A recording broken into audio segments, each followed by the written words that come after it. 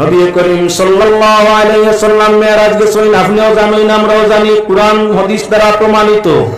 আল্লাহর হাবিবের মেরাজ কুরআনে করিম 15 নম্বর পারা সূরাতুল বনী ইসরাঈল প্রথম আয়াত, সুবহানাল্লাযী ইয়াসরা বিআবদিহি লাইলাম মিনাল মাসজিদিল হারামি ইলাল মাসজিদিল আকসা الذي باركنا حوله لنريه من آياتنا। এই আয়াত দ্বারা প্রমাণিত নবীজি মসজিদে হারামটা কি বাইতুল মুকদ্দাস পর্যন্ত রাতে রাতে আল্লাহ পাক পরওয়ারদিগার আলমে মেরাজ উপলক্ষে নবীজি কি করাইলা, ভ্রমণ করাইলা।